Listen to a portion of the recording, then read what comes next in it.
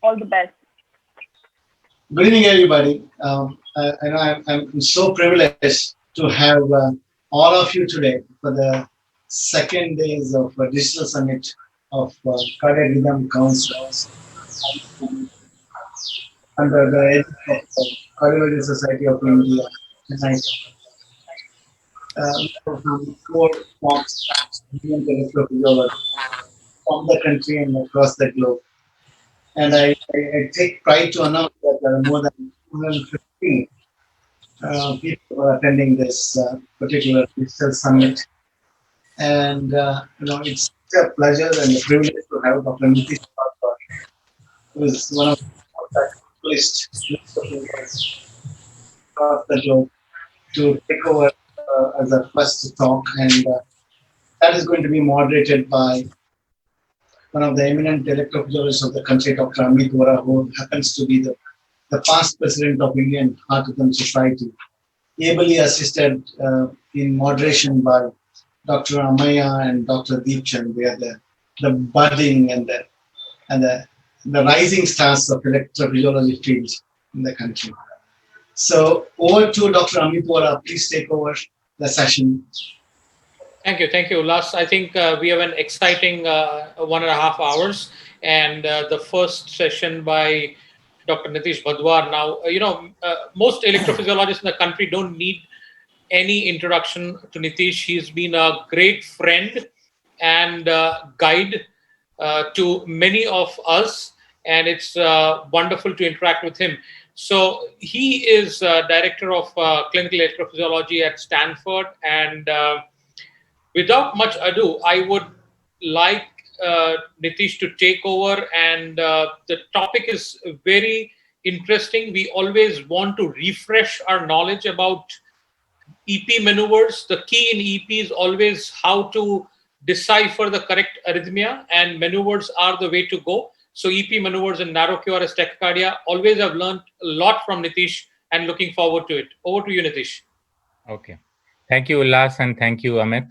And it's my pleasure to participate in this digital meeting. So I'm going to talk about EP maneuvers in narrow complex tachycardia. These are my disclosures. So we're going to start a little bit with, this is my favorite talk that I give to the fellows at the beginning of the year and then also towards the end. The clinical features that help you in always want to refresh our knowledge about EP maneuvers. The key in EP is always how to can you guys hear me? decipher the correct arrhythmia, and maneuvers are the way to go. So EP maneuvers and narrow QRS tachycardia. So the clinical features that we look at when we are evaluating somebody with SVT or narrow complex tachycardia is if they have, basically when you're looking at Holter, ECGs or any kind of SVT initiation, should pay attention whether it's starting with a long PR, that would suggest AV-NRT, whether it starts and stops with a PVC, that would suggest it's AV reentry tachycardia, whether it's warming up and cooling down, that would be indicative of atrial tachycardia. And then things like incessant tachycardia that would make you think of either atrial tachycardias or sort of a AV reentry tachycardia, which is slowly decremental. When the patient is in the lab, you want to see when the patient is in SVT, what kind of an induction was required, what is the VA timing of the patient during tachycardia, whether the atrial activation in the CS is eccentric or concentric, whether it stops with an AV block. Sorry, need to share your screen, I believe. We are seeing you, but not the slides. I thought I was sharing the screen. Okay. Thank you. That's it. You can actually start from the beginning also because we did not see much. Okay. So what I started off with was talking about signs on the Holter or ECGs that can help you. So there would be things like initiation with a long PR, initiation with the PVC, that suggests AVRT, warming up, cooling down, that suggests atrial tachycardia. When you see a fixed RP on the Holter with changing cycle length, you know you cannot have atrial tachycardia. And when you see incessant, you think of PJRT or atrial tachycardias. Inside the lab, it's important to pay attention spontaneously what is going on. Sometimes you will see PACs that start the tach with a critical AH. The septal VA timing, whether it's short or long, when it is less than 70, you cannot have a pathway. The atrial activation pattern, whether the tach spontaneously terminates with an A or with an AV block. What happens when the patient has bundle branch block? And then the effect of adenosine. Now, I'm just going to talk a little bit about bundle branch block. If you notice a change in the VA with bundle branch block, it is suggestive of an ipsilateral accessory pathway. If the change in VA is very long, then you think about free wall pathways. If the change is 10 to 15 milliseconds, then you think of septal pathways. Right bundle usually involves the anteroseptal. The left bundle usually involves the posteroseptal. Now, what kind of maneuvers do you want to do in the lab? So mostly you can pace the atrium or the ventricle a little bit faster than the SVT cycle length, and just pace it long enough that you overdrive it and then you stop to see what happens. You can do parahesian overdrive pacing instead of ventricular. And then lastly, what I'm going to focus more on is, which we have started doing more and more, is instead of doing overdrive pacing, using single extra stimulus, whether it's the ventricular or it's an atrial extra stimulus. I think the response to these maneuvers, whether you're doing overdrive or single stimulus, is going to be similar. So this is an example of the most common thing we do when we see an SVT or a narrow complex tachycardia, is you do ventricular overdrive pacing. And when you do that, you look at the response, you make sure that every V is captured, you can tell by the surface, make sure every A is captured. It is driven at the cycle length of the V pacing. And then afterwards, if you get 2 A's followed by the SVT, then that's diagnostic of atrial tachycardia. If you get 1A after the stopping the VOD, and it's an A on V tachycardia, then that's diagnostic of AV node reentry tachycardia. Now, the A on V tachycardia, which means the septal VA is less than 70, basically rules out accessory pathway mediated tachycardia. Now, an important thing to remember is not to be fooled by what we call pseudo VAAV. So if you look at this, it looks like you are V pacing. You got an A here, and then the tach starts. So it looks like a VAAV, but actually it is a VAV. So you have to see the atrial cycle length. If this A is still driven at the ventricular pacing cycle length, then this V is going to this A, and this V is going to this A. So that's a very common fallacy that happens if you don't pay attention to which V is going to which A. What else can we learn from ventricular overdrive pacing? Well, you can learn about if it is a short RP tachycardia, which means the VA timing is more than 70. Then your differential is AV node reentry and accessory pathway mediated tachycardia, especially after you get a VAV response. So in AV node reentry, the AV node is the only part of the circuit. The ventricle is not an integral part of the circuit. So ventricular overdrive pacing will give you a PPI, which is going to be significantly longer than the tachycardia cycle length. In accessory pathway mediated tachycardia, the ventricle is part of the circuit, and the PPI here is going to be less than 110 milliseconds. Now, these are numbers published from a study done by Fred Moradi's lab, where they looked at short RP tachycardias, but they were non-decremental. So these numbers might change if you have a decremental pathway. The other thing that goes along with this is you can look at stim A during pacing, and you can look at the VA during pacing and the VA during tachycardia. And the difference is, again, shorter in accessory pathway and longer in AV node reentry. The other important things to pay attention to is when you're pacing and you terminate tachycardia. So this is a SVT, which is a short RP. It looks like a concentric activation pattern in the CS. So it could be AV node reentry, atypical, or it could be accessory pathway. What happens, or it could be atrial tachycardia. What happens is you start pacing the V and the tach terminates, and it terminates with a VA block. Whenever this happens, it cannot be atrial tachycardia. So atrial tachycardia is ruled out. JT is ruled out. So it's basically left between AVNRT and AVRT. And the key thing here is that because this V happens to fall at the time when the hiss would have occurred, it's a hiss refractory PVC. And that basically rules out AVNRT. So this is an accessory pathway mediated tachycardia. Just one beat gives you the whole diagnosis here.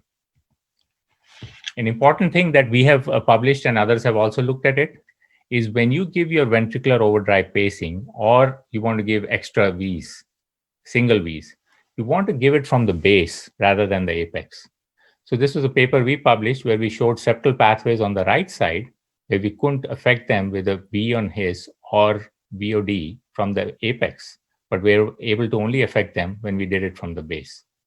So that's very important to remember that all accessory pathways they are inserted at the base.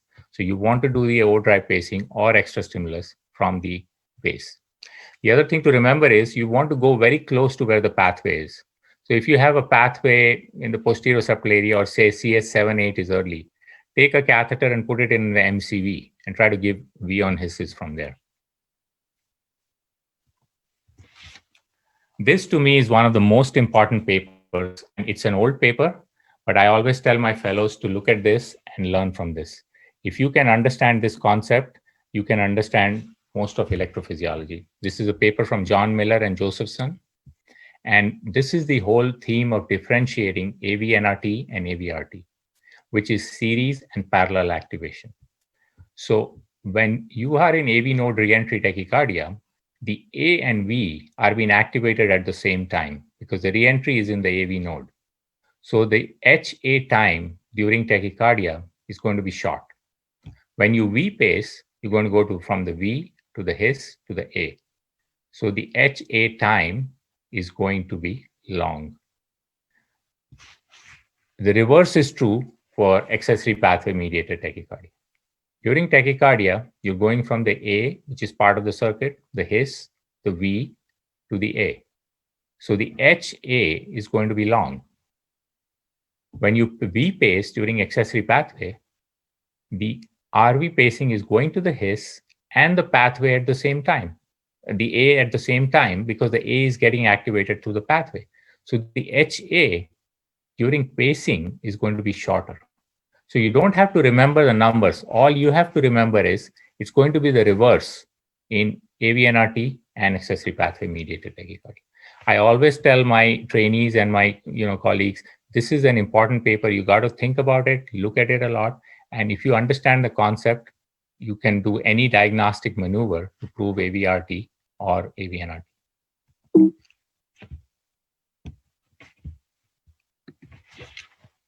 Another important concept to remember, which is going along the same theme of pacing the base and the apex, is a difference in the VA timings when you pace the base and the apex between AVNRT and accessory pathway mediated tachycardia.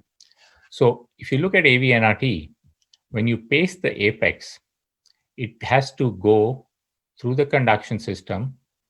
The apex is already where the right bundle is. So it goes from there, right bundle his A. It's going to be short time to go to the A. When you pace the base in AVNRT, the base has to go down to the apex where the right bundle is located, then it goes up. So the apical pacing, the basal pacing will give you a longer VA in AVNRT. Whereas in an accessory pathway mediated tachycardia, basal pacing, base is where the pathway is. So the VA at the base will be shorter than the VA at the apex. So again, it will be reverse in both of them. Just think about it, how the A is getting activated, and it will be the reverse of that. Now, all of these things are very important to remember because many times you're stuck with a concentric activation, short RP or long RP tachycardia. And your differential is AVNRT or is it an accessory pathway mediated tachycardia. So you have to use all these tools in your box. Another important thing which has been looked at different people in different ways. Pristovsky and Klein called it pre-excitation index. Here, I think Gopal Dandamudi and John Miller published this, and they made it a little bit simple. So they said when you do ventricular overdrive pacing, pay attention to which V starts capturing the A. If the initial part of the ventricular overdrive pacing, especially where the fusion is happening between that and the intrinsic, captures the A, then you think more about an accessory pathway mediated tachycardia. Because in an accessory pathway mediated tachycardia, the ventricle is part of the circuit. The minute you start pacing the ventricle, you capture the A very quickly. Whereas in AVNRT, the ventricle is not part of the circuit. So it takes you more than 3 to 4 beats into the ventricular overdrive pacing where you start capturing the A. And you will definitely never capture the A with a fused beat. So that's another key thing that you can pay attention to when you do ventricular overdrive pacing. We looked at it in another way where we said, instead of doing ventricular overdrive pacing, why don't you do His overdrive pacing? So you put a RV catheter right next to the His catheter and you pace at high output to capture the His. When you do His overdrive pacing during tachycardia, actually the numbers are even shorter because the His is an integral part of the circuit in accessory pathway mediated tachycardia. So in most of the cases, within 2 beats, all cases within 2 beats, you would capture the A. In AVNRT, you have to have more than 2 beats to capture the A. Now you should always do these maneuvers 2-3 times because sometimes you get wrong numbers, or sometimes you're not paying attention to where the capture was, or you might not have gone through. So this is a even simpler way of doing it. And this is one of the diagnostic maneuvers I use, especially in an A on V tachycardia, to make sure that the patient doesn't have a fiber like a nodoventricular or nodovesicular fiber. Sunny Jackman has taught us about parahisian pacing, which you do in sinus rhythm. And this is a very, very important paper to look at and remember. This is from Ken Hira, was the first author. What they do is they put a catheter at the His area, which is an RV catheter, not at the His catheter, and you pace at high output, which gives you a narrow QRS, and a lower output, which just gives you ventricular capture. And you look at the timing it takes to capture the A as well as the activation sequence. In AV node, when you capture high output, the His is here, so the HA time is going to be short. So the stem A time is going to be same as HA. Whereas when you capture the V, it takes time for the V to go to the His. So the V stem A time is going to be significantly longer when you pace with low output. When you have an accessory pathway, septal accessory pathway. Now again, these things are only going to be done for septal accessory pathway. You're not going to do parahisian pacing for a left lateral pathway. So when you have an accessory pathway, the high output pacing will cause the pathway is only getting activated through the pathway, the A. So the stim A is going to be the same whether you give high output or low output, because the A is getting activated from the accessory pathway. So there will be no difference between the stim A between low output and high output in an accessory pathway. It's more complicated than that. You also have to look at the activation sequence and then figure out whether it's a fusion in the AV node and pathway or it is just pure pathway. Now we come to atrial maneuvers during SVT. So what you can do is the same thing as ventricle. You can do atrial overdrive pacing and then look at the response. Now, I never call it entrainment. To call something entrainment, you have to satisfy the rules of reentry. So that is why you have to be very careful. So I always, whenever I do this, I say I'm doing overdrive pacing. So a key thing that you can pay attention to, because your differential is atrial tachycardia, AVNRT, and a pathway, is what happens after you stop doing atrial overdrive pacing. You always look at the VA linking. If you do atrial overdrive pacing from 2-3 different places, say you pace the CS distal and then you pace the HRA, and you stop pacing, you look at the VA timing of the beat after you pace. If it is always fixed or within 10 milliseconds of that each other, pacing from different parts of the atrium, it basically rules out an atrial tachycardia. Because atrial tachycardia does not have a fixed VA linking, whereas AVNRT and a pathway will always have a fixed VA linking. Another use of doing atrial overdrive pacing, again, these you're doing when you have a short RP or a long RP tachycardia. You're not doing this for an A on V tachycardia. You're not doing this for a left lateral accessory pathway, which you can see with the eccentric activation. So the same concept that Miller had published, series versus parallel activation. When you have atypical AVNRT, the A and H are getting activated at the same time. So during tachycardia, your AH is going to be short. When you pace the atrium from the high right atrium and record the His on the His catheter, it is going to take some time to go from the A to the His. Whereas in TAC, the A and His were getting activated at the same time. So if you subtract AH pace from AH SVT, the difference will be more than 40 milliseconds in AVNRT. Whereas in accessory pathway or atrial tachycardia, the activation path is the same, whether you're pacing or you're in TAC. So this difference will be less than 40 milliseconds. So that's another good tool that you can use to differentiate AVNRT from the other two. The last utility of atrial overdrive pacing is when you have an A on B tachycardia and you're trying to differentiate junctional tachycardia from AVNRT. So let's look at the algorithm. You pace, you're doing atrial overdrive pacing. So you're going AV, AHV, AHV. And then when you stop, the junction has to take over. So its junction is like a focal tachycardia. So you will have an AHHA response. That will be junctional tachycardia. In AVNRT, it's a reentrant tachycardia. So when you're pacing, you're doing AHVA, AHVA. When you stop, you just go back to AHVA. So there is no AHHA. It will be AHA. So that will be the key difference between AVNRT and junctional tachycardia. AHHA, and here it's AHA. There are some drawbacks to this. Sometimes you can terminate the tachycardia and you restart AVNRT with double fire. So it can look like that. So you have to be aware of that. But mostly it works. Now, the last part of this talk, I'm going to talk about using extra stimulus. So the ventricular extra stimulus will follow the same path that we showed with ventricular overdrive pacing. I think giving APCs is very, very useful. In fact, we have a paper that we have written on that, where we propose that you can just use PACs to get all the diagnostic maneuvers in different kinds of AVN or SVTs. So what we do is we look at late PAC. So late PAC means it occurs in the second half of the RR interval. If it pulls in the next His, it can be, happen both in JT, AVNRT, or parahesian atrial tachycardia. If you push out the next His or terminate, it is very diagnostic. If you dissociate the His from the A, it is also very diagnostic. So let me show you examples of that.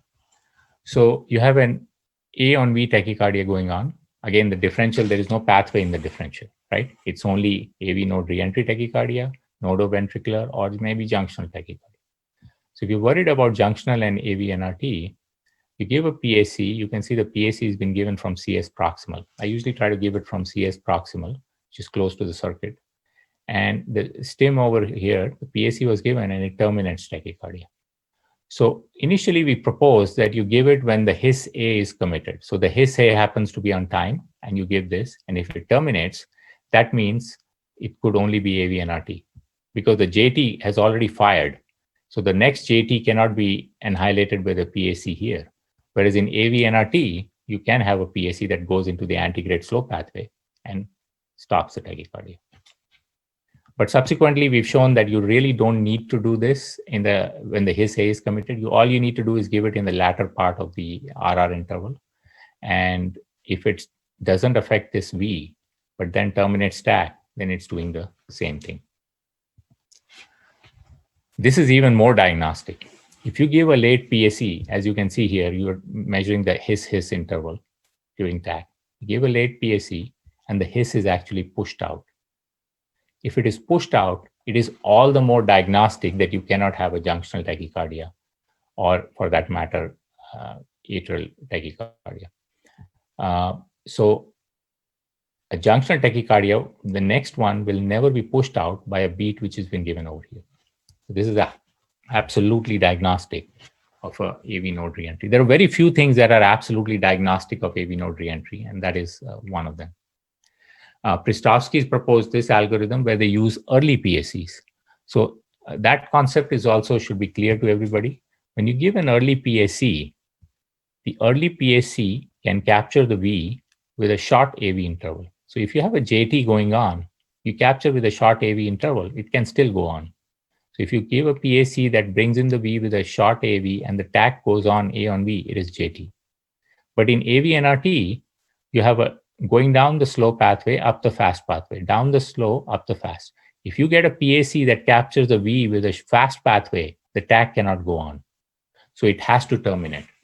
So if you give an early PAC that captures with a short V and the TAC continues, it can only be JT. It cannot be AV NRT. The last thing that I wanted to show you with the PSC, which is very useful, this was a case sent to us as a patient with parahesian atrial tachycardia. And we were mapping on the left side, then we went the right side, we went to the left side, and this thing happened. We were giving PACs, and this is what happened. So you see a PAC is given, it captures all the A's. You can see all of the A's are prematured. High right atrium, CS channel, and the His. But look at the His to His interval. It's just marching on time. So if you capture all the A's and the His is marching on time, you have ruled out an atrial tachycardia. So what was sent to us was not an atrial tachycardia, but an AV node reentry tachycardia, which is again an atypical AV node reentry tachycardia. We just came back to the right side, modified the slow pathway, and the patient was done. So the late PAC has a lot of useful features. So the end, I'm just going to show you 3 charts of what are diagnostic features for atrial tachycardia, AV NRT, and AV node reentry tachycardia. So for atrial tachycardia, the tachycardia will persist in spite of AV block. Once you get AV block and the tachycardia continues, it definitely cannot be accessory pathway mediated tachycardia. Initiation is of the tachycardia without the need for ventricle. So when you're doing A1, A2, and you only get the TAC when the A2 goes to the V, but stop getting it when the A2 stops going to the V, cannot be ATAC. Whereas the ATAC doesn't care about the V. It'll just get stimulated by A1, A2, irrespective of it going to the V. If you give the PACs or do atrial overdrive pacing, you show no evidence of linking. So there is no VA linking in atrial tachycardia. When you do the atrial overdrive pacing, the AH during TAC is the same as AH during pacing. And then when you do ventricular overdrive pacing, you get a VAAV response. Again, you have to make sure you don't have a pseudo VAAV response. So these are diagnostic of atrial tachycardia. What about accessory pathway? Accessory pathway, these are the 4 things that are absolutely diagnostic of accessory I'm pathway. extremely sorry to interrupt you, Dr. Neti, sir. We are left with 2 minutes of your screen time, sir. Thank you. Yeah. So in accessory pathway mediated tachycardia, you give a V on His where the His is committed. And on the surface, you can see it is a V on His because it's fused. It'll terminate the tachycardia or it'll push out the next day. These 2 are absolutely diagnostic of accessory pathway participating in the tachycardia. The other thing that is also, which people don't pay attention, is an increase in VA with ipsilateral bundle branch block. So whenever you get bundle branch block during narrow complex tachycardia, look at the VA timing. If it prolongs, you're diagnostic, you're proven that it's a ipsilateral accessory pathway. And the last thing is something you can measure. Sometimes people don't pay attention. Sometimes you just get a small increase in HV interval. And an increase in HV interval that increases the HA interval is diagnostic of accessory pathway. The HA in AV-NRT is always fixed. Lastly, what are the diagnostic features of AV-NRT? It's usually a diagnosis of exclusion. Patient has dual AV node physiology. It is always dependent on a critical AH to start it. So that is a very key feature to pay attention to. You will have Holter monitors starting attack with a very long AB interval or a PR interval. Concentric atrial activation. Rarely you can have eccentric. The septal VA is less than 70. In pediatrics, they have shown that it should be less than 50 because they can have pathways which are as tight as 50. HA is always fixed. And one of the key things, especially when you have an A on V tachycardia, is that the HH predicts a change in AA as opposed to the other way around. Or if the His is always marching through and you dissociate everything else, the A and the V, then the only thing left is AV node reentry tachycardia. Okay, sounds good. Thank you. Thank you so much, Dr. Nitish. I don't think there's anybody who talks about narcolepsy tachycardia better than you. Over to Dr. Amit Ora. Thank you, Nitish. Once again, it was a brilliant and very succinctly covering. And I think, there is again a lot to learn because using PACs early and late is not something which we do often. Uh, and especially when you have a difficult case of a JT or an atrial tachycardia, I think it was wonderful to go through those slides. Uh, I will request my co-chair if they have any comments to make.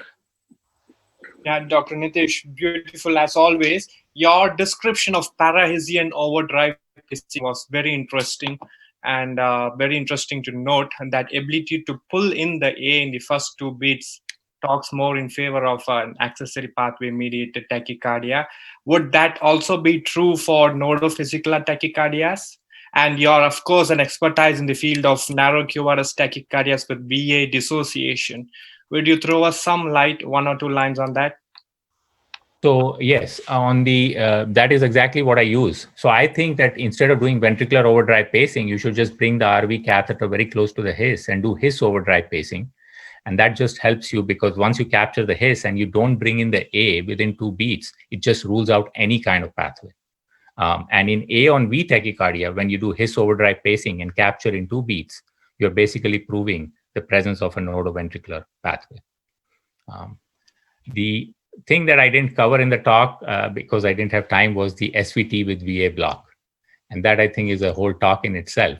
But that basically includes AVNRT, junctional tachycardia, and nodoventricular or nodovesicular, concealed nodoventricular, nodovesicular.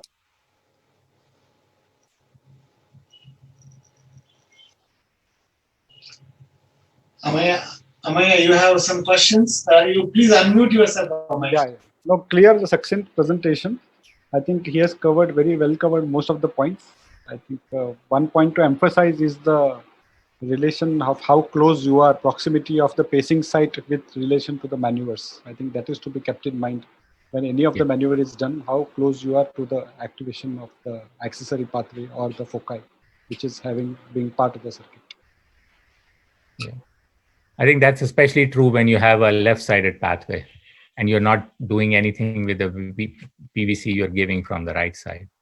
So sometimes you can just, I think you don't have to go to the left side, but you can actually go through a branch of the coronary sinus and get a ventricular beat coming from there. So anyway, Nitish, you have been wonderful. I think everybody in India knows that you're an expert in this narrow QRS tachycardia. And that's why, we all wished you speak about the EP maneuvers during narrow QRS tachycardia. Amit sir, one final comment and then we can go to another session today. No, I think, maneuvers, learning the maneuvers, learning new things in maneuvers is very important. And I must admit that, I learned a few new things from this talk. So I think though SVT is very common, though SVT we have ablated for donkey's years, but there are easy ways with the help of maneuvers to be able to differentiate, and especially when you see an odd tachycardia. A on V tachycardia, we always think it's AVNRT, but not necessarily so. Atrial tachycardia, junctional tachycardia, and the way to differentiate, which Nitish showed, was wonderful. So I think all in all, it's a great session. Thank you very much. Amit, every time, and more than 100 times, I have listened to Nitish, and each time, hundreds of the items I have also learned. It is never ending. Thank you, Nitish, taking your time out. Okay, and thank you very, very much. And I wish you patronage the CSR, the Indian Heart Rhythm Society like before. So, you know what? It's my Dr. Yash, I think, has commented something. I think it's very important we take this question. Amit, can you see this question of Yash? Yeah, so Yash is asking that the criteria for HA interval for typical AVNRT has been shortened to 70. So VA should be less than 50 is at least that's what Yash is asking. Yeah, so that is what, yeah, that's what I talked about. That is only in pediatric patients. So that was a publication from pediatrics. So that is what we say. 50 is the new 70, right? Right. And anyway, saying here that Yash's presence during this digital summit is like what, icing on the cake or whatever. And I wish Yash remains here throughout the time till 8 o'clock. Dr. Yash, okay. Now another stalwart here in the Indian domain of electrophysiology, Dr. Anil Saxena, who happens to be the president of Indian Heart Rhythm Society. We are so privileged.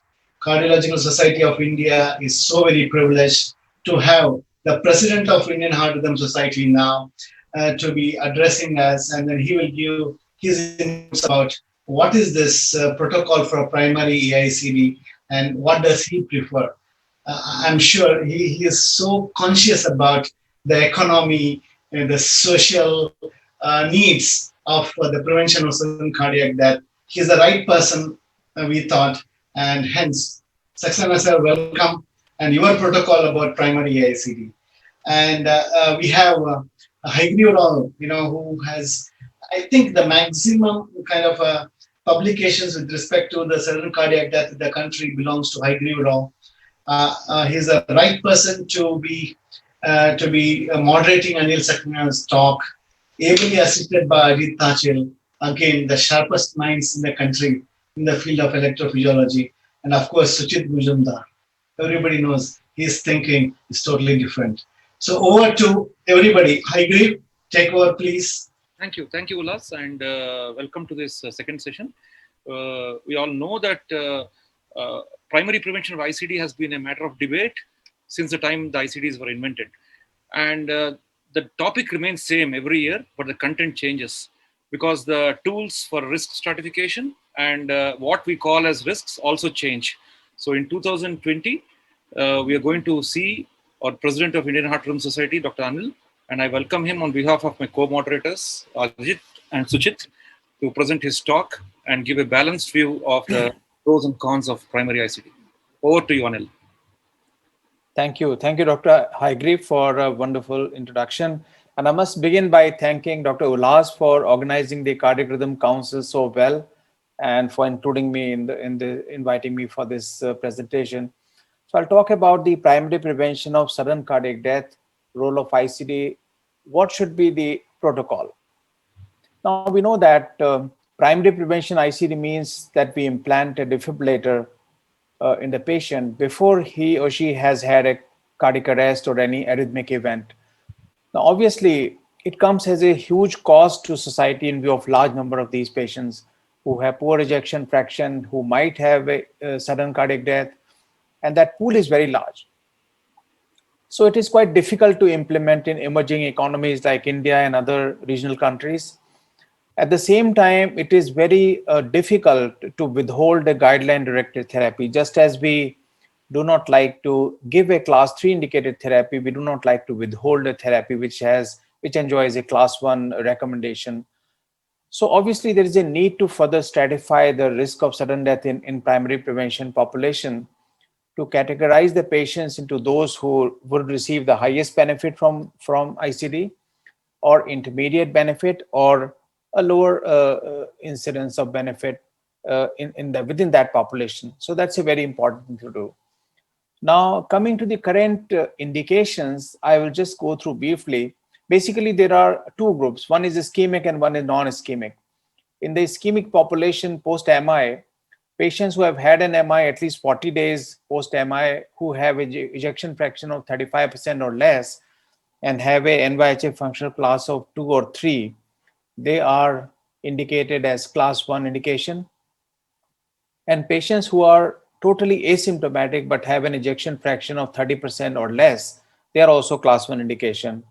In the non-ischemic category, patients who have ejection fraction of 35% or less with the NYHA functional class of 2 or 3, receiving optimal medical therapy, they are indicated for ICD. So basically, it's ejection fraction and the symptomatic status which have been guiding the therapy for last 2 or 3 decades. So let us examine what is the reduction in terms of mortality by the by the implantable defibrillator in this population.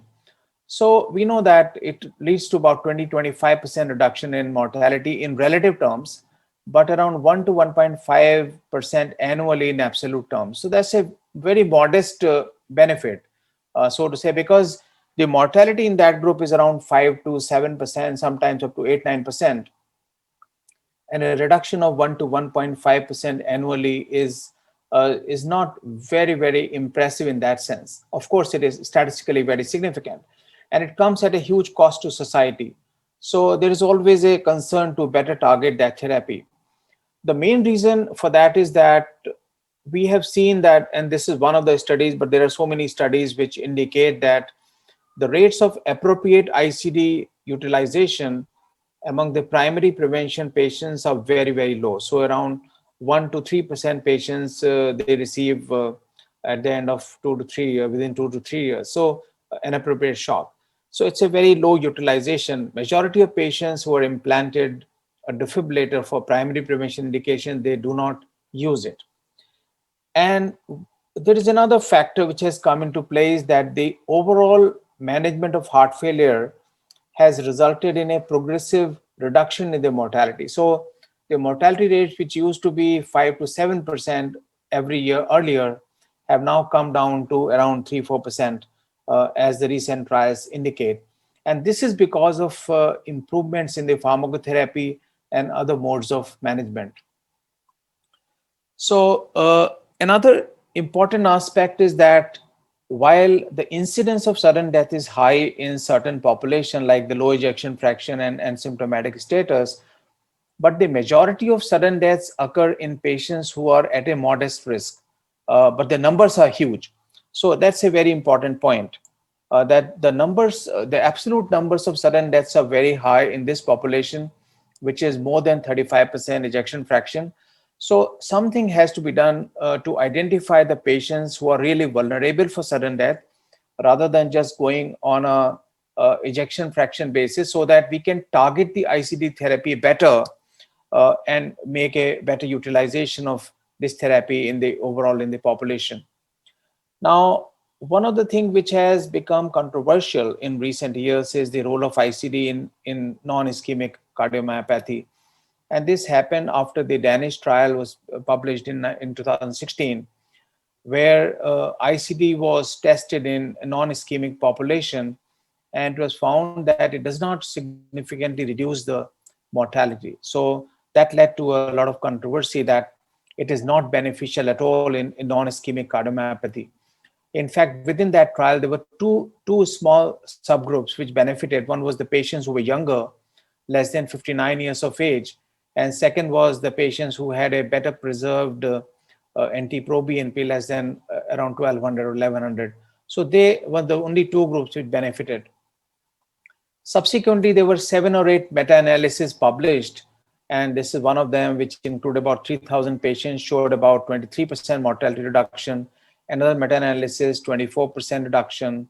Another one, including 4 trials, 25% mortality reduction in non-ischemic cardiomyopathy. Another meta-analysis, 22%. So there were 7 or 8 meta-analyses, all showing around 20 to 25% reduction in mortality, which was considered statistically significant. But there has been criticism of these meta-analysis also, which is because they all included the trials which were quite old, and the guidelines were based on the same trials. And a couple of important trials were like SCD-HEF trial, where there was a mortality reduction of 7.5% in absolute terms over 5 years. So that was about 1.5% per year. So the mortality was reduced from around 7% to 5.5% in that population every year.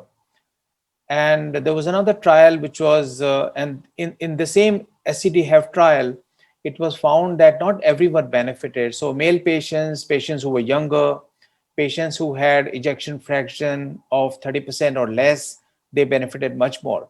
Patients with white QRS, they benefited significantly. So there were several subgroups which actually showed benefit, while the other patient did not show any benefit.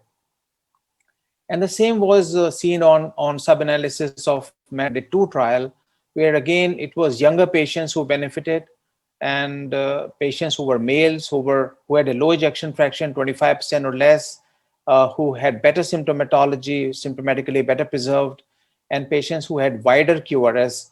So these were the patients who benefited significantly as compared to others. Now, coming to another aspect of ICD, sometimes patients feel that, okay, if they can afford it, why not give it? I mean, it might be of some benefit. If there's no harm in putting an ICD at least. So let us see what are the negative aspects of implantable defibrillator. One thing is that the inappropriate shocks are the main problem with the primary prevention ICDs, because they can impair quality of life and also cardiac function. They can be proarrhythmic effects of inappropriate ATP. ICD is a complicated device and needs sophisticated programming. So sometimes patients are constrained to shift to a bigger city or closer to a bigger hospital where follow-up and programming can be done, or they feel uneasy about it. It also categorizes the patients as complex, and local physicians sometimes deny accepting ICD patients. They refer them to implanting centers for smaller problems in the middle of night. They don't take those patients. They say, oh, you have an ICD, please go back to your hospital. Then there could be cosmetic and comfort issues. There could be psychological fear of shocks. The cost is high. Of course, it's a healthcare burden on society. Patients become prone to lead endocarditis from bacteremia. Lead extraction is a big problem. It's fraught with risks also. And in CRTP versus CRTD, the defibrillator lead has much higher failure compared to the pacing lead. So that is one area where primary prevention ICD is often implanted, CRTP versus CRTD. Now, so there is a need to identify patients who are likely to need the therapy much more. And one of them, so there is a increasing role of imaging in identifying the patients who can benefit more with the ICD therapy. And like this study shows that patients who have uh, late gadolinium enhancement in dilated cardiomyopathy, non-ischemic cardiomyopathy, they have 9 times higher risk of sudden death as compared to those who don't have LGE. And that's another study which basically depends on ECG as a risk marker. And this study used several ECG patterns like the heart rate, QRS transition, LV hypertrophy, frontal QRST angle, QTC interval, and of course, T peak to trend interval. And they found that in patients who had 4 or more criteria, the incidence of sudden death was 21 times higher. So this was a very, very high incidence in patients who had these ECG abnormalities. And there's another study which shows that if you look at certain parameters on echo, for example, reduced ejection fraction, besides the reduced ejection fraction, if the patients have mitral annular calcification or the EA ratio, which is grossly abnormal on either side, increased LV mass, increased LA diameter, they have much higher incidence of sudden cardiac death. So we are moving from vulnerable ejection fraction to vulnerable patient as far as the management of primary prevention of sudden death is concerned. And there is a need to identify these patients in a much better manner. There was this study which was done in India also, Improve SCA study, which utilized 4 parameters. One was the history of pre-syncope or syncope, frequent ventricular ectopic activity or NSVT on Holter, and the patients who had a very low ejection fraction. It was found that these 4 criteria, they identify the patients who are likely to benefit much more from ICD therapy. More work is going on in other imaging techniques like MRI, and there is a parameter which is called entropy. Now, entropy basically means non-homogeneity of the scar tissue. It's now being increasingly recognized that not only the presence of a scar in the ventricle, it characterizes the patients who are likely to benefit from ICD, but also the scar characteristics. And it is now recognized that patients who have a more homogeneous scar, dense scar, they are less susceptible to ventricular tachycardia than patients who have a non-homogeneous scar, which is defined as a high entropy value on MRI.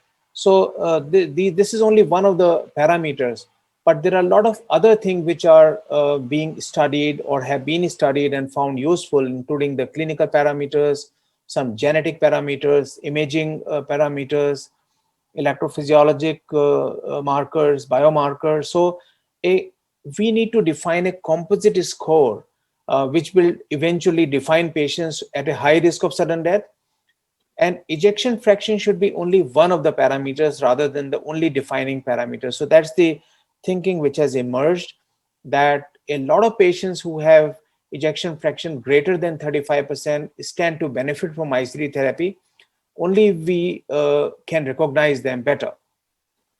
Now, last couple of slides are about one aspect of primary prevention, where quite often we are using primary prevention for this indication, that patients who are going for CRT therapy, they are often implanted CRT-D in the hope that this will be better. Now, again, I come to the same point that CRT-D uses a defibrillator lead, which has a much higher failure rate. So that's one negative of that. Besides that, the presence of CRT itself kind of diminishes the benefit of ICD. So there are two I competing am theories extremely sorry to interrupt you, sir. just take 2 Extremely minutes. sorry. Yeah. 2 minutes of screen time Yeah, I'll left. just Thank take 2 you. minutes. Thank you so much. So it has been now it's becoming clear that the presence of two competing therapies reduces the benefit of ICD. So CRT takes away some benefit of ICD therapy, which was shown in the Danish trial also, because there are 2/3 of patients they received CRT or CRTP.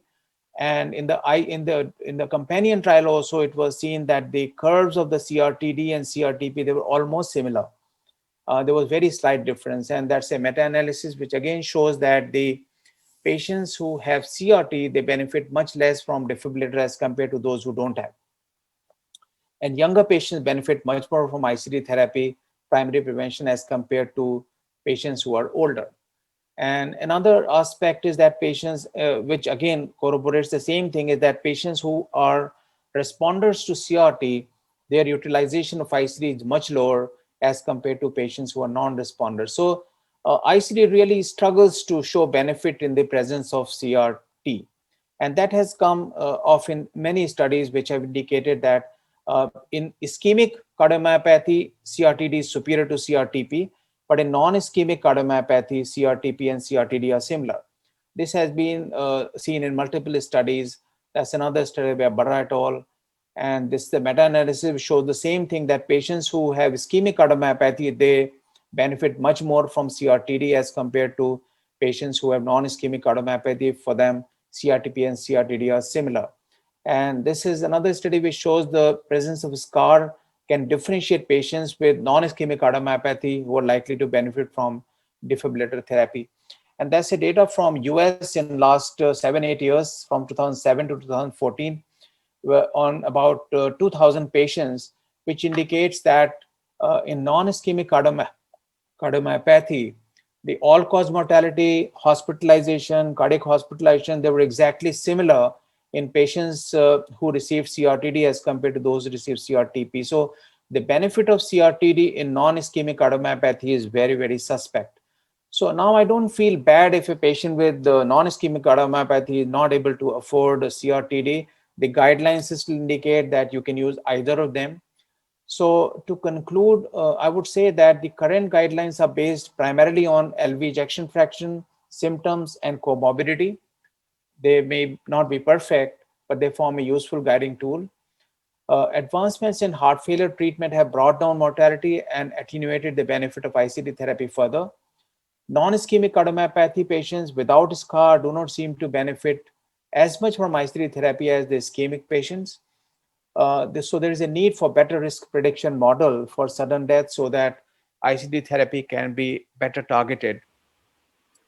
Till then, we have to use a shared decision with empowering the patient because till, as I said, the guidelines are not revised, we cannot withhold at least discussion with the patient that a low ejection fraction constitutes a subgroup which has high mortality, and ICD can reduce the mortality to some extent.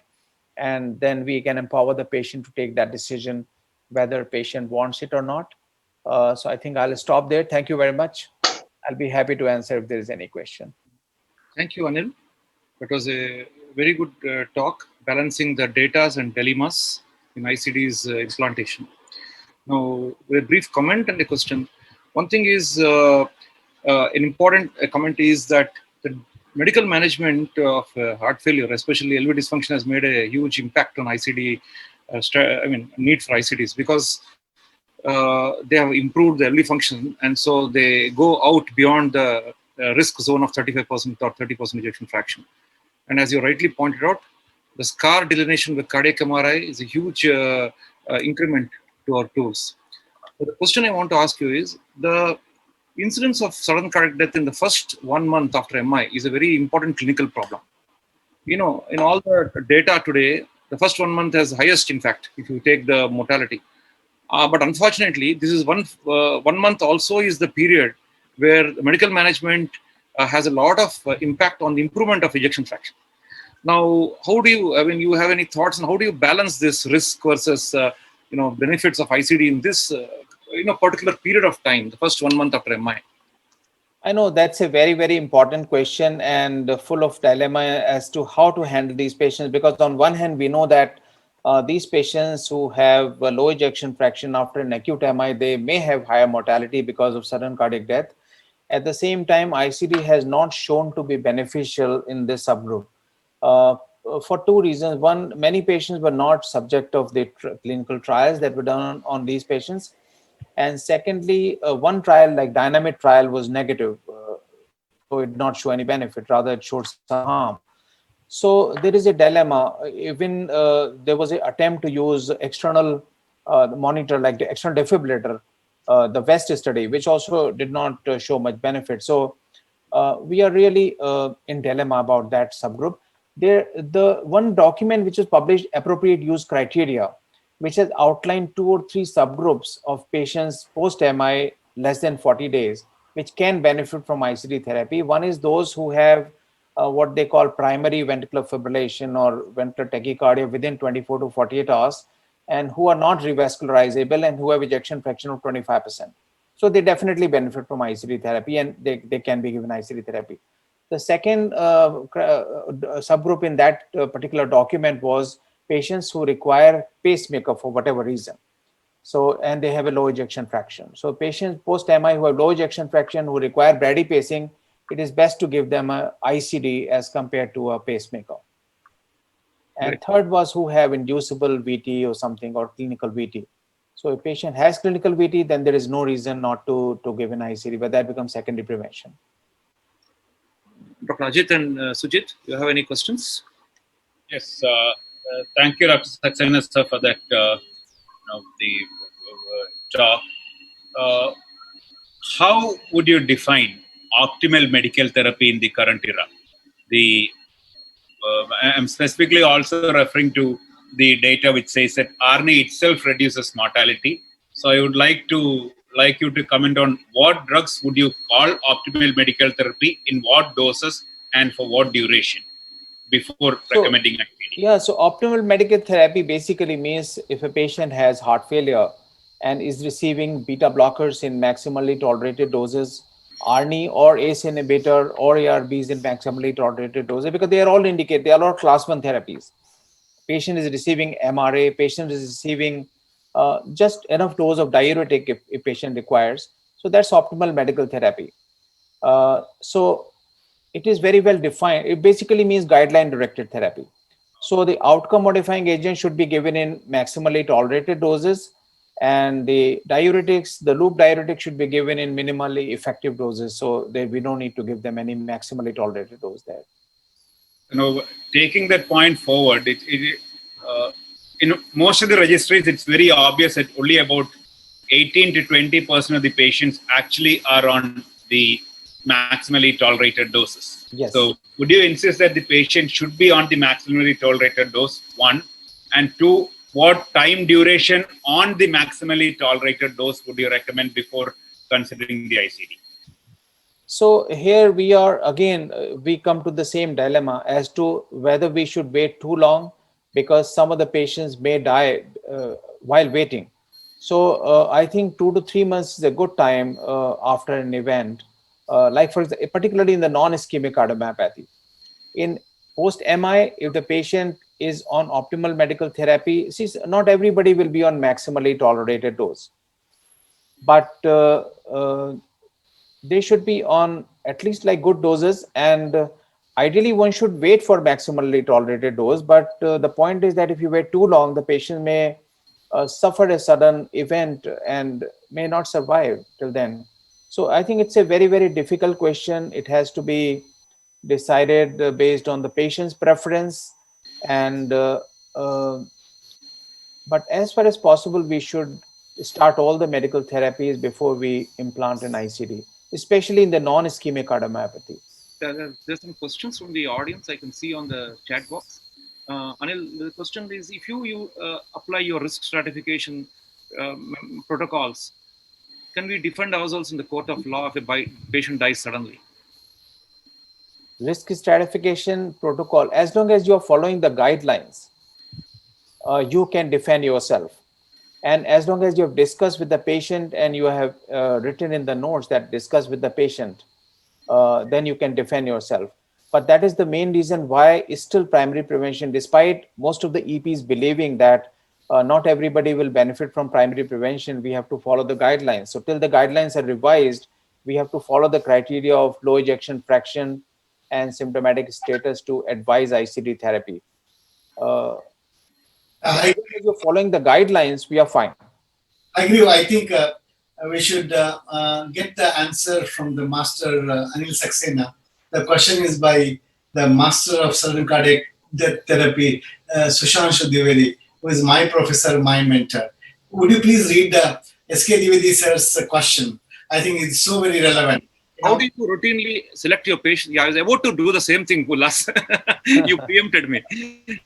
You missed that question. My professor. No. NICM, ischemic, non-ischemic cardiomyopathy.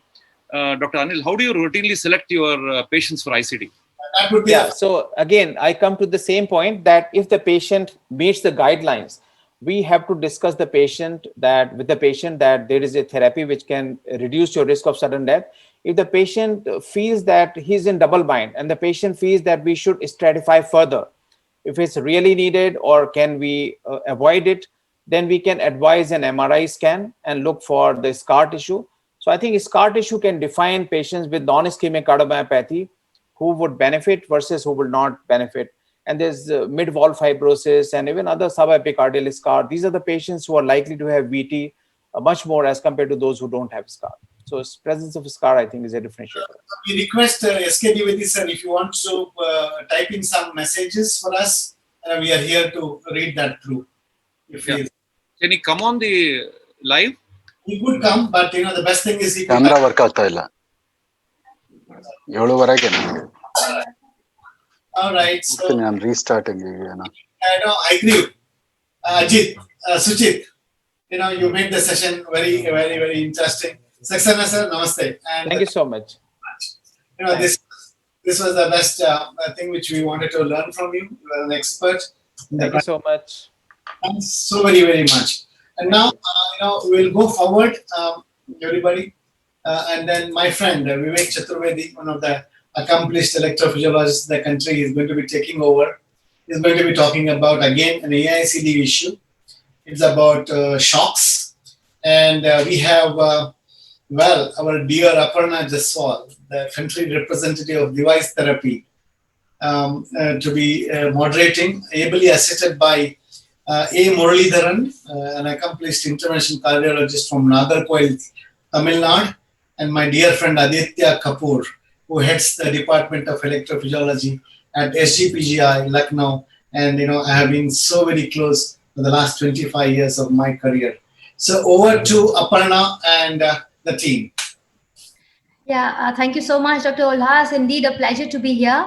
And how fortunate could I be to be introducing my dear friend, Dr. Vivek, who I think has a poster profile from his graduation to his DM cardiology. He currently is Director of Cardiac Electrophysiology at Narayana Super Speciality Hospital, Gurgaon. And formerly, he was the Professor of Cardiology at GB Pant Hospitals. He's had his advanced fellowship in cardiac electrophysiology from Liverpool Hospital at Liverpool. We all are very well aware of his significant interest, as we can all see him very active in IHRS, which is replicated by him being reviewer for all major cardiology journals and has several international publications and book chapters to his credit. So I think, and we are at a very right stage right now, which has been set by Dr. Saxena, understanding that the implantation of an ICD is no big shake, but I think what's most important he will take us through is the management of these patients, managing the appropriate shocks, inappropriate later. So I think over to you, Dr. Vivek. Thank you so much, Dr. Aparna, for this introduction. And I would like to thank Dr. Ulhas first because he's invited me to this August gathering. This talk is meant most for trainees and cardiologists. So there is this stellar EP faculty here. So forgive me if this sounds too basic. So frequent appropriate shocks by ICD are a big problem. Appropriate shock is defined as a discharge which is meant for sustained ventricular arrhythmia. More recently, it has been understood now that the discharge is only considered appropriate when it is for a significant hemodynamic risk ventricular arrhythmia event. ICD shocks, both appropriate and inappropriate, are a cause as well as an association of increased mortality in these patients. The etiologies can be quite different for frequent appropriate shocks. It could, and in a lot of patients, it essentially implies a progressive worsening of the heart substrate. So it is basically the substrate which is worsening, and that is causing the electrical instability. In some patients, it can be dyselectrolytemia and or other triggers, which often happens in patients who are implanted with an ICD because of a channelopathy. It could be because of over or underdosing of drugs. It's fairly common post myocardial infarction. Of late, we can also say that appropriate shocks which can be prevented are because of inadequate programming. Sometimes these patients undergo a procedure and the scar becomes irritable. But most of the times, we cannot make out why exactly the device has suddenly started giving multiple appropriate shocks. This is just to bring you up to date with the recent guidelines, consensus across the world for detection and therapy of these patients. Broadly speaking, this is just for one vendor. For every vendor, there are specific guidelines. But essentially, all of this emphasizes that the number of intervals need to be increased and the threshold of rate needs to be increased to determine a therapy like ATP or shock. So I would rapidly go through some common circumstances causing appropriate shock in my setting and then focus on one last one. So this is first a known case of ARVC. Unfortunately, he had an advanced disease when he came to us with heart failure, which is a very bad sign in a case of ARVC. He was taken up for ablation by me, but the RV was paper thin. And on the first one itself, I had to, I caused a perforation and that caused tamponade. He was successfully revived with open heart surgery. A single chamber ICD was implanted and he was started on high dose of amiodarone and beta blocker. He presented to us with frequent VA events and ICD discharges.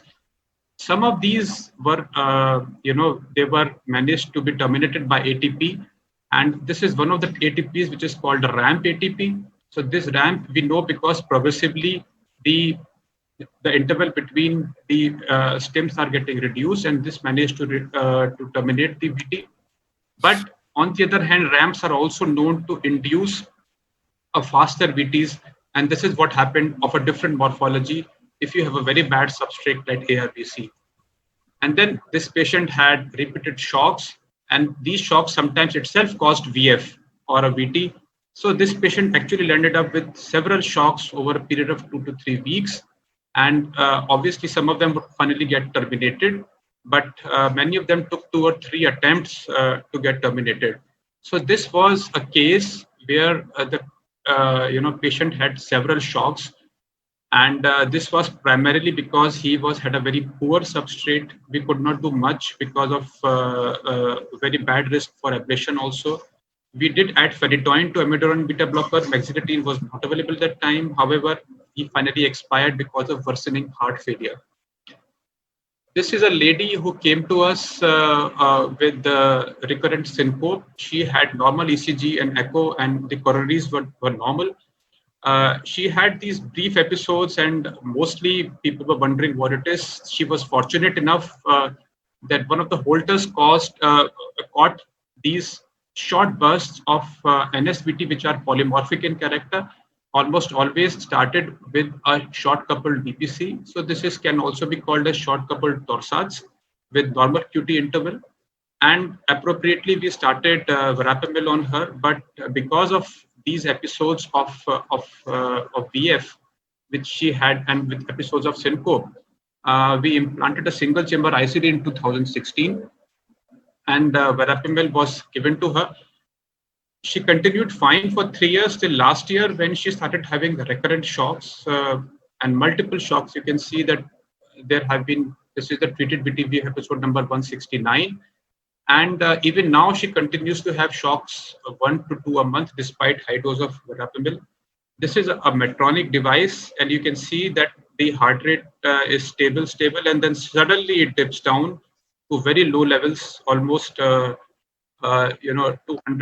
cycle length, and then a shock is delivered appropriately, and the person retains back the sinus rhythm. And here again, you can see this as an electrogram. The atrial electrode is capped. This was a donut device because this patient was very poor and the company was nice enough to donate a device for her. So there was no atrial electrograms here, but we can clearly see that this is a very unstable rhythm, and it is very good that she had this. Otherwise, it's quite likely that she wouldn't have survived. The options in front of us are whether we add quinidine, which is unfortunately not available. Celestazol is probably known to work to some extent, or ablation of the triggering PVC, which is what we are planning to do. Now, this is another patient who had undergone a CRTT implantation in 2017. After the few hours of implantation of CRT, he started having repeated monomorphic shocks in the night. The resident controlled them on amiodarone. The ECG of BT, which had happened, was quite suspicious of LV lead irritability causing a BT appropriate shocks. This is the biventricular based ECG, which is perfect. This is the limb lead morphology of the BT, and you can see that lead 1 is positive, and then inferior leads is almost a QS pattern, and then as expected, there is a RVB morphology which continues, and so to prove that this was because of LV lead, we did pacing from the LV lead in a VO mode, and you can see that this is not exactly the same, but quite similar to what was being seen. So the LV lead was switched off, amiodarone was given to him. After a week, we were able to switch on the LV lead on amiodarone, and since then he's been doing fine. This patient is unfortunately a 46-year-old male with diabetes, previous PCI, had a subacute thrombosis, had triple vessel disease, underwent CABG in January 2020 with an EF of 20-25%. Readmitted after a week to 10 days with repeated syncope, initially thought of as seizure by the surgeon, but Holter showed multiple runs of BT. He was put on amiodarone, beta blockers, sedation. Maxilitine was added, nothing was happening, so GA was given, it decreased. After 3 days when GA was ceased, again he had a VT storm, and despite amio infusion and beta blockers on board, the VT storm kept on happening. And this was the condition in which he was shifted to us. You can see the Holter, we never could actually manage to get a 12 ECG for this patient because it was a hemodynamically unstable VT. But you can see that there are multiple episodes of NSVT and VT in the Holter. And this was degenerating into a VF, and which required repeated shocks. While being shifted to the hospital itself, he required 10 shocks. So straight away, we took him to the lab. And in the lab itself, he had 5 episodes. The grafts were patent. Because he had unstable hemodynamics, we gave him further amiodarone, with which the VTs quietened down. For that matter, we did substrate mapping, and some wonderful diastolic corridors we were able to ablate to the best of my ability in such an unstable patient. And after that, at the end, the VT was unstable, was not inducible despite triple extras. So I thought the work is done now. And after 3 days, when there was no VT on Holter, I put an ICD and sent him back home. He came back quite happy, saying that he has had no events, but The ICD showed a different story on programming. We saw that he had multiple events, but fortunately, all of these events were terminated with a single run of ATP. So then after 1 month, these also decreased, and I was able to decrease his drugs. Unfortunately, we lost him to COVID with heart failure after 2 months. And these are the two different types of responses to ATP which I wanted to show. So here is one episode where this is called secondary termination, that the ATP has gone, the VT continues, but terminates after some time. And that brings me to the case which is I have fortunately or unfortunately with me right now, presented to us with heart failure, had 44-year-old male with diabetes and hypertension, chest pain for 1 week and 1 month back also. ECG showed QRBBP with raised troponins, with very bad heart EF of 20% and regional wall motion abnormalities. He was stabilized. CAG showed left ventricular descending artery to have a subacute occlusion and RCA with thrombus. Both were revascularized, given in mind his unstable hemodynamics. After 1 day, so probably 7 days after his event, and after maybe 6 weeks of his previous event, he had a monomorphic VT with hypotension in ICU. He was shocked. MU was started. A single chamber ICD was implanted. My colleague discharged him on 100 mg of amiodarone and beta blocker after 3 days. He came back 2 days later to us with 11 shocks within 1 night. This is his angio, and you can see that he had a very bad ECGD also. And so these 11 shocks, and almost all of them were in the borderline of VT and VF zone. All of these were on VF. And you can see that the VT has kind of becomes monomorphic, but after ATP it becomes unstable and becomes kind of polymorphic before a shock is given. He was readmitted, started on amiodarone infusion, beta blockers were scaled up. The Holter monitoring did not show any NSVT or VT, only few VPCs was seen. So he was discharged on 600 mg of amiodarone and carvedilol back to home. However, 2 days later, he had 8 shocks on 600 mg of amiodarone per day. So obviously he was readmitted, IV infusion started again, magnesium was loaded, QTC was increased, maxilitine was started in a dose of 300 and then 150 TDS.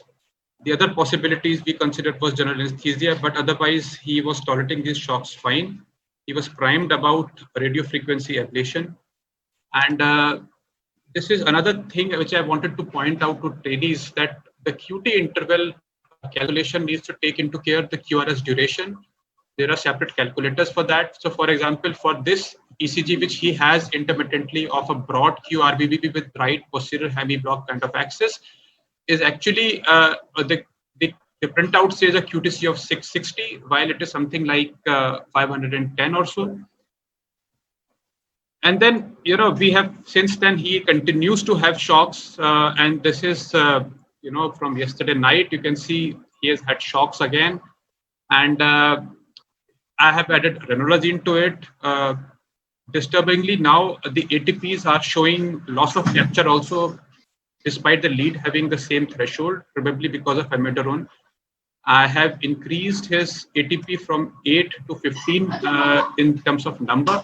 And you can see here that the ATP is actually not able to capture sometimes, while here it is able to I am capture. extremely sorry to interrupt you, sir. We are left with 2 minutes of the screen time. Thank you. Yeah, I'll finish earlier than that. Thank you. So you can see that the ATP has not captured here. So this is why I've increased this count from 8 to 15 now. Over the last 24 hours, he has had 4 shocks. So again, I'm back to intravenous amiodarone for him. Pretty much left with no other non-interventional treatment for this guy. And you can see sometimes, with a single chamber ICD, there's always this thing that it might be inappropriate, but because he's in the ICU, you can see clearly in the ICU monitor how he undergoes this VT, and then the ATPs are seen here. So now what? So the options in front of us are percutaneous stellate ganglion block, or whether we do a VT ablation with the understanding that it has to be substrate based because he has a very fast VT. Unfortunately, the kind of hemodynamic support with ECMO or Impella is not possible in my setup. The other possibility is that this is a storm, and some storm actually tends to subside in few days. So whether we keep him on intravenous amiodarone and just wait it out. He is an incipient heart failure, so with irrigated ablation during VT ablation, again, the chances of his heart failure worsening are quite real. So this is a case, the index case, which I was talking about, and I think I've tried to cover in the 12 minutes given as much as possible. So in summary, frequent appropriate shocks are a serious business. We need to rule out inappropriate shocks. Once they are ruled out, then we need to see whether there is a progressive worsening of the myocardial substrate as a cause of these frequent VTs. This is important because it's very important to prognosticate these patients who are having a worsening myocardial substrate. All of these patients with frequent shock should be admitted for observation and treatment. The management consists of addressing reversible causes, the treatment of VT with progressive drug and sedation escalation, followed by hemodynamic support, changing the autonomic inflow and modification of substrate. Thank you. So over to Aparna, Aditya, and Dr. Muralidharan. Muralidharan, your comments first, please. Dr. Muralidharan, you are around. Hello. Yeah, am I audible? Yes, yes. Hello? Yeah. You are audible. Yeah. These appropriate shocks from ICDs, whether it will be painful to the patient. Yeah. Pain for the regarding the pain management for these patients.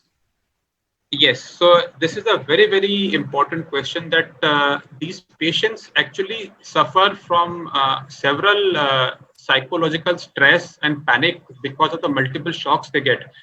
Also important to remember that beyond, I think, 25 or 20 joules, all the shocks cause the same amount of pain. And this can actually make person half crazy. So very important to keep these patients sedated and give them SOS analgesia also. Yeah, thank you. Yeah. However, these are appropriate, so can't be helped. Vivek, that was really very nice. I have two questions. Largely, one is clinical. I think we all have a lower threshold of cervical sympathectomy, which needs to come down. We need to enter with that a bit earlier when we see our patients, and that was one. And second, I thought that large availability of more antiarrhythmics. What are your thoughts on that? Now we have more antiarrhythmics available on the shelf. And third, I just want you to mention is the role of device programming in reducing appropriate shocks. If you could just take these forward, please. Yeah. So excellent questions, Dr. Aparna. For as far as your first question is concerned, definitely cervical sympathectomy is something for which we all have had traditionally a high threshold. And the reason, one of the reasons being this, that the definitive cervical sympathectomy, I don't think there are many surgeons who are really, trained, especially in the VATS kind of sympathectomy. So that is one is obviously non-availability of trained personnel. The percutaneous one, which is ultrasound or fluoroscopic guided, can be useful, although it is temporary, which may serve the purpose considering that we're trying to tide out a VT storm. Having said that, it is just something which has not really taken off, at least amongst the cardiology trainees. Anesthesia, some of these people, anesthetists, are used to giving it because of thyroid surgeries.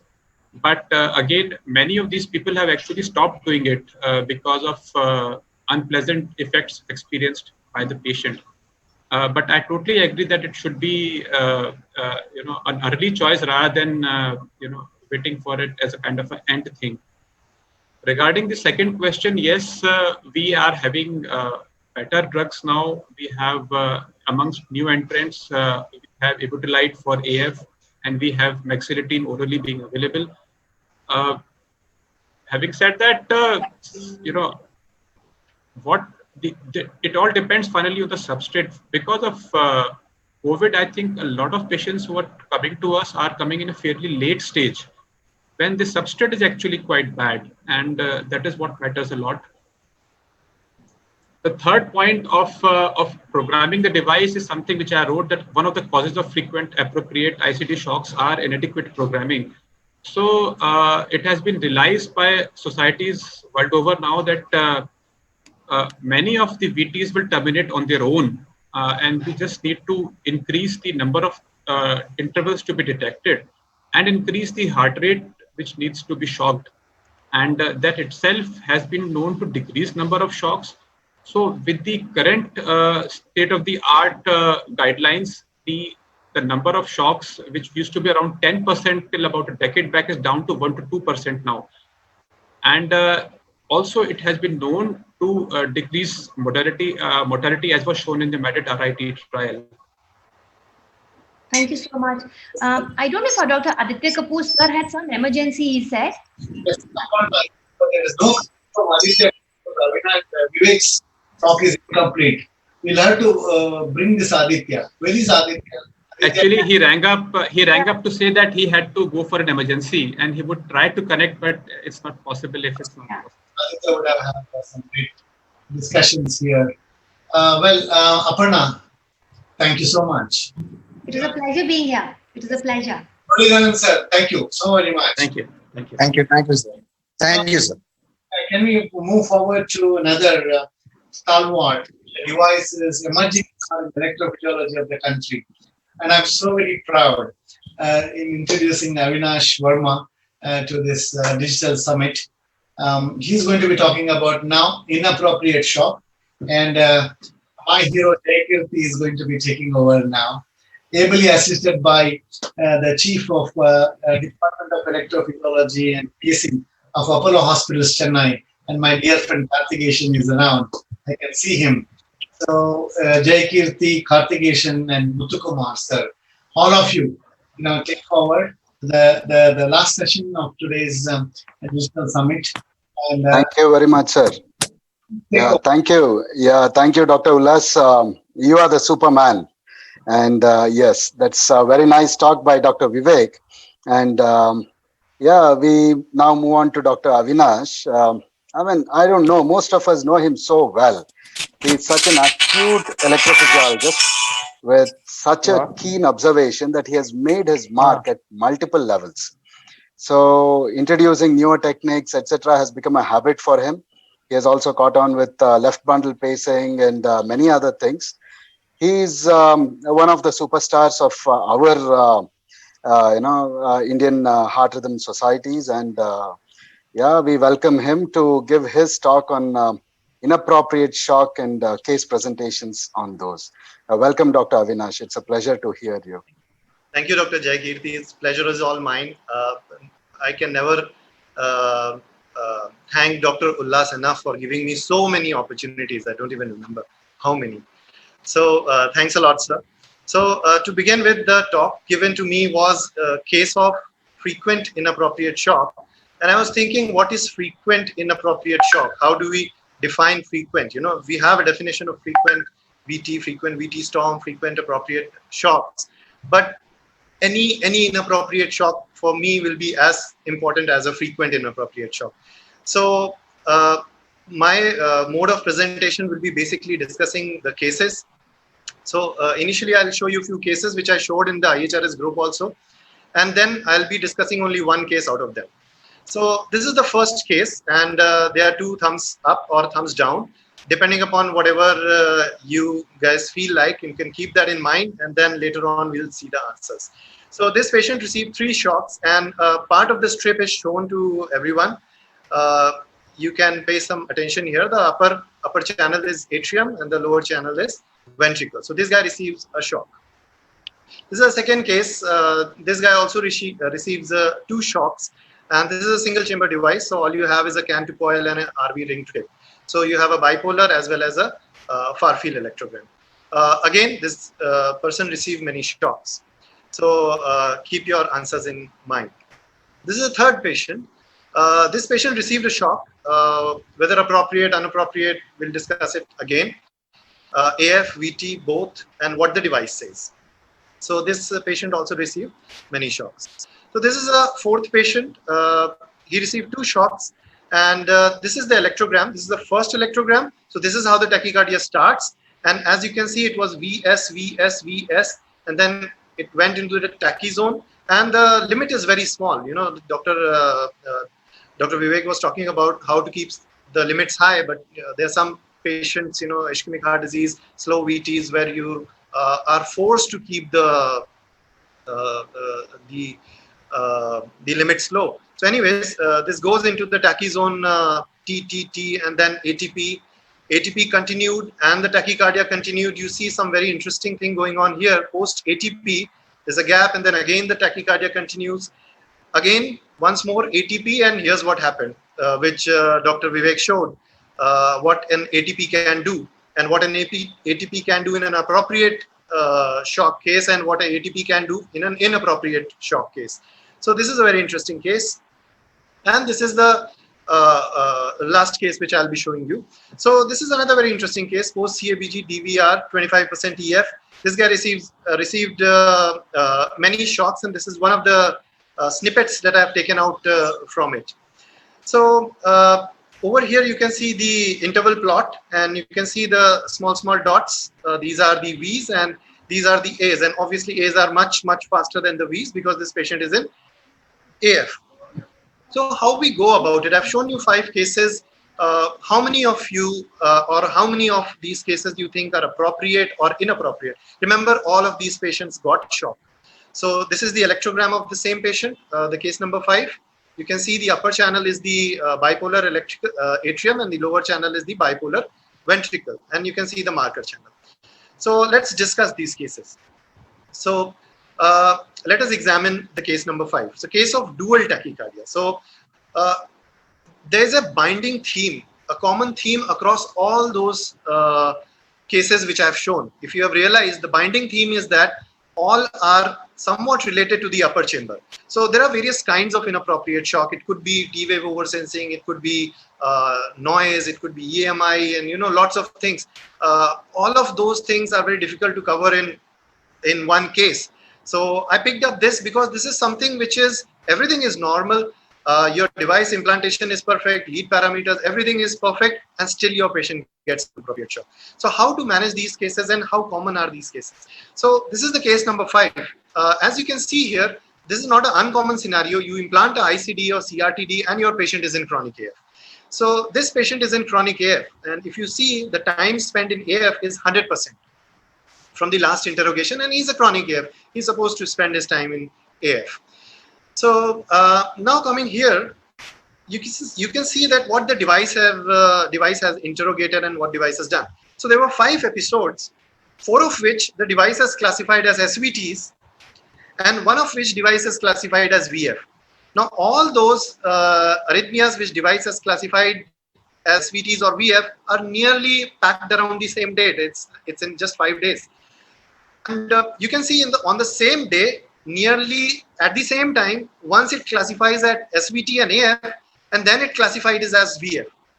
Now this is the very good device with all bells and whistles of all kinds of discriminators and algorithms that you can think of in a device. Everything is there, and still we are getting this, a V rate of around 194 to 214.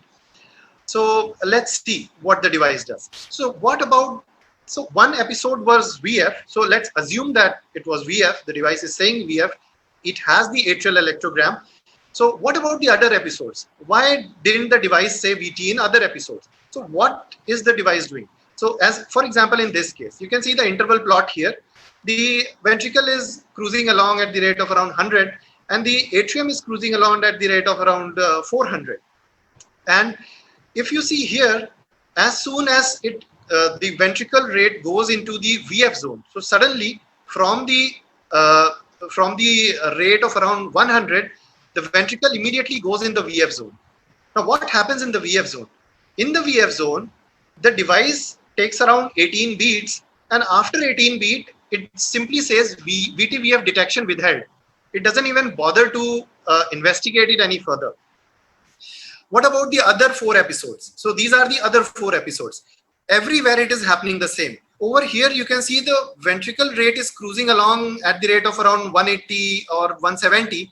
And suddenly it again goes into the VF zone. The device, whenever it goes in the VF zone, the device thinks about it, whether it is VT-VF, should we detect or not. And very promptly it says VTVF detection withheld. It doesn't even bother about detecting it. And then it just stops storing. So all these episodes were classified as SVT AF. And remember, the patient has come to us in the follow-up. So nothing like VF was happening to the patient. So device is, we presume that device is correctly withholding the VTVF detection. And as you can see by the interval plot also, like before this also, he was continuously having this kind of rhythm, and after this also he is continuously having this rhythm. So device worked correctly in withholding the VTVF detection. And how does the internal of the device, or how does it do that? So if you see what criteria it applies to withhold detection in the VF zone, and remember, we all were exposed or used to the idea of SVT discriminators being applied in the VT zone. So VT zone 1, VT zone 2 was for SVT discriminators. Now many companies, including Medtronic, which this device is, they have now in the latest their PR Logic plus wavelet algorithm, they are applying the SVT criteria in the VF zone also. So now up to 260 millisecond, you can apply the VF zone criteria, the SVT discriminator criteria. So that is a big thing that has come up. The device companies have become confident by the various trials.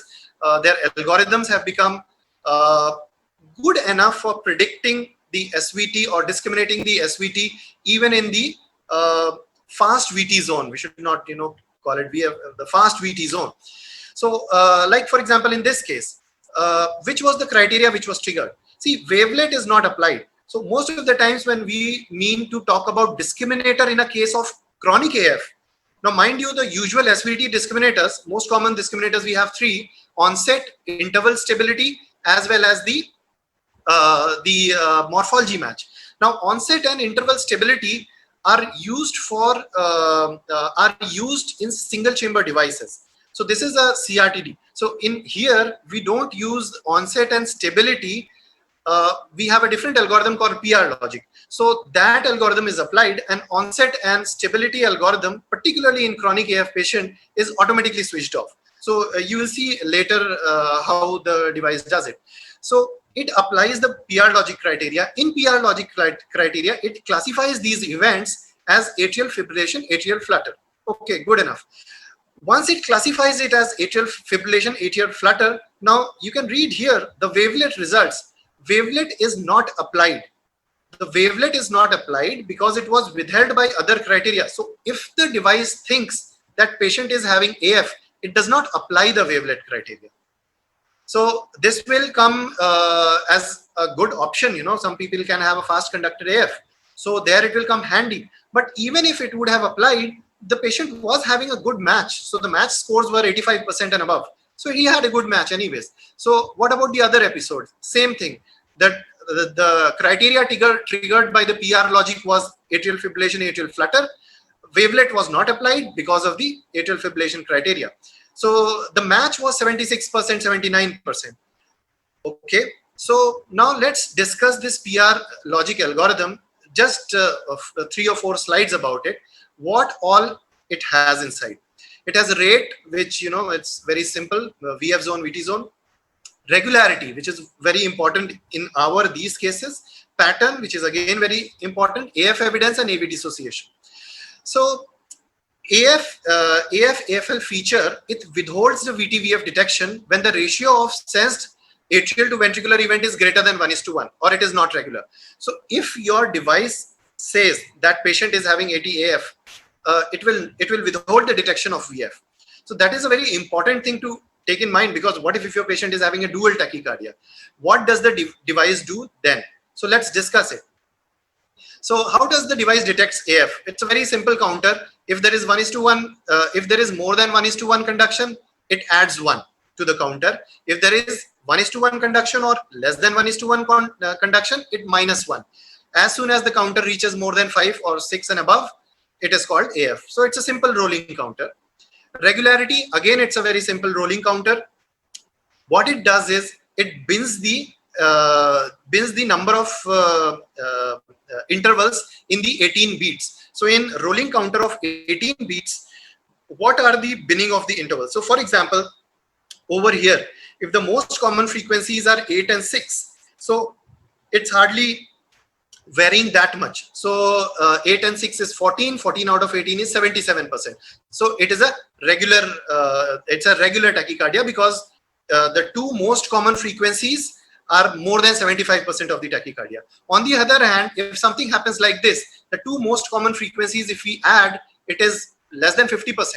So if it is less than 50%, it's irregular. That's how it decides whether it is regular or irregular. AV dissociation, it's very simple. It matches the PR interval, or if in between two V's there is no A, it says AV dissociation.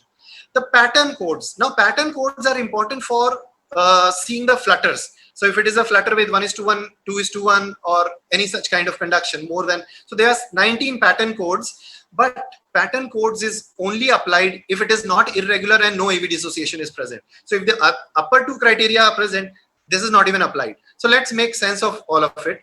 PR logic plus wavelet, that's what the device is applying here. So you have an AF counter, you have regularity, AV dissociation, pattern. So if it is AF counter is there, but your V counter shows regularity, it's a very important and so if these two are there, there can be two diagnoses. It could be SVT, it could be VT. However, if you are having a regularity... I am extremely sorry to interrupt you, sir. There's 2 minutes of screen time left.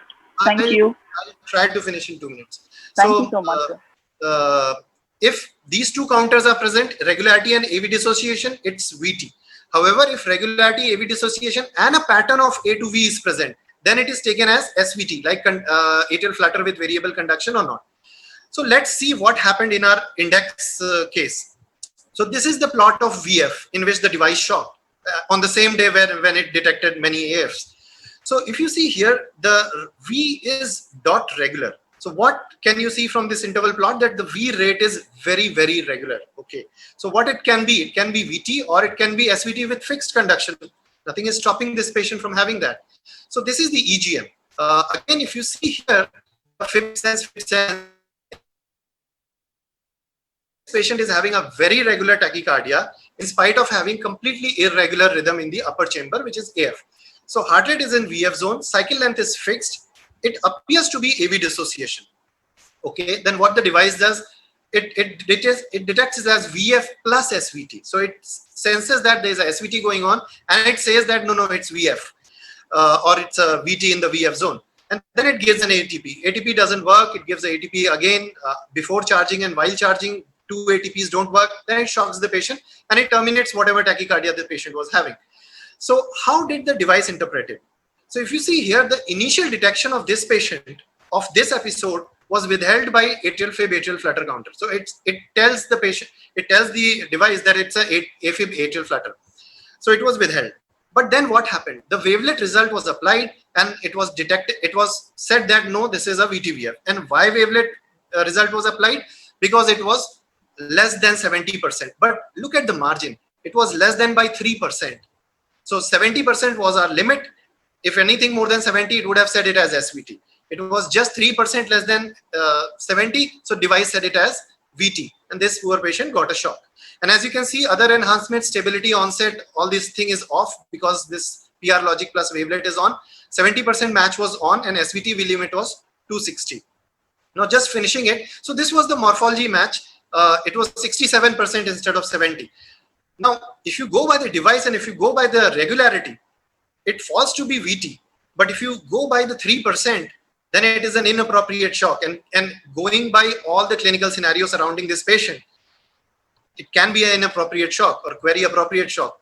So dual tachycardia, AT/VTVF, PR logic suggesting AF, various other counters may or may not suggest AF. We will never know the inner details. The device doesn't tell you. It just tells you what the PR logic said. So before wavelet, PR logic was saying it was AF. But wavelet said it is VTVF, so it was VTVF. Now, just finishing my case, just 2-3 slides. First, this case, inappropriate shock. It was, A to V, you can see it was 1-to-1 conduction. Second patient, inappropriate shock. There's marked irregularity, single chamber device. If the interval stability is on, this patient will not receive a shock. So third patient, again, it's a dual tachycardia. This was an appropriate shock, again marked by the device. But if you see during shock and during sinus rhythm EGM, it is nearly same. So even the device fools us. This was a very interesting case. It was a sinus tachycardia, went into the VT zone. The device gave ATP, turned it into a VF, and then the patient was shocked. I am not discussing T-wave oversensing. So in conclusion, atrial arrhythmias are common cause of inappropriate shocks. SVT discriminators are helpful. All the SVT discriminators should be kept as high as possible in a device. NID should be high, VT zone should be high. Use wavelet and morphology whenever it is available.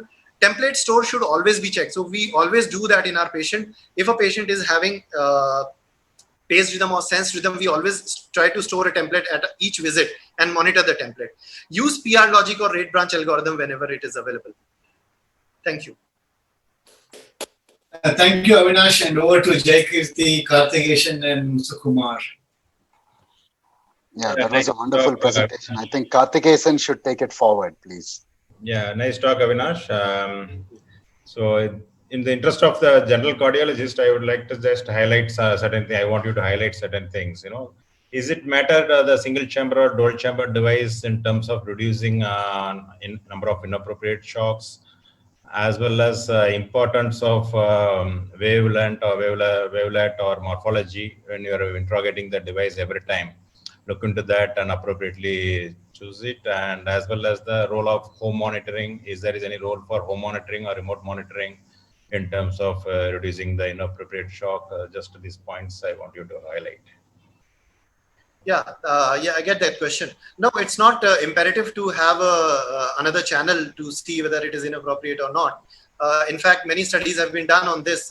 It's not that dual chamber devices are any less the number of inappropriate shocks are any less. You have certain more algorithms there, but as I showed you, those algorithms, like two of these cases, it was a dual chamber device, and still the algorithms can mislead you. So just putting more leads won't make it better. However, most of the important algorithms, like the wavelet algorithm, which was finally relied upon in both the cases, the wavelet algorithm doesn't need more leads. It doesn't need a dual chamber device or a CRT device for that. A single chamber device will also give you a wavelet algorithm. So most of these algorithms are available in a single chamber device. It should be any ICD device should always be checked about the appropriate programming, both for reducing inappropriate shock as well as for reducing appropriate shock. Yeah. Dr. Muthukumar, I wish you come in, please, and please unmute your mic is off. Am I on? Muthukumar, welcome, sir. Your comments, please. It's a great show by the show master, Dr. Ullas. I'd like to ask you only a small question. I read about something called pseudo inappropriate shocks due to automatic update of noise interference. Is it a problem? I'm sorry, pseudo inappropriate shock? Shocks due to automatic update of noise levels by the generator. Does it happen? Because I just read one article about it. Is it a problem at all? I'm not sure. Maybe our moderators may enlighten us. I still have to read that article. Avinash, it is not electrophysiologists. There are professors of cardiology who are observing you. Oh, no. No, actually, Dr. Ullas commented, why don't they put in two programs together? I was feeling probably when we get a student and tell him, are you not able to find out between AF and ventricular tachycardia? The human mind does it so easily, in spite of it having so many algorithms. Yeah, I think probably we have to wait for the time of AI or artificial intelligence to enter into this electrophysiological technology so that it can see and interpret just like the human mind does. Absolutely. Possibly, I am imagining too much. Yeah, I think Avinash, you agree with Dr. Muthukumar that it's not like number of leads. I think the number of characters we need to be putting into our devices. That's what he called AI. I think we require more inputs into that, and of course, our participation has to be there into the management of the patient from the devices. Wonderful, Avinash. Muthukumar sir, you put in great times. Karthikeyan, thank you so very much. Jai Kirti. It's a great show. It's a great show. Thanks a lot for allowing us to come into and enjoying the time with you. Thank you very much. I'd like to announce here that what is the attendance here? About 300 people are actually participating, Avinash and everybody. So thank you very, very much. And with this, we will end the second day show of this Arrhythmia Council meeting.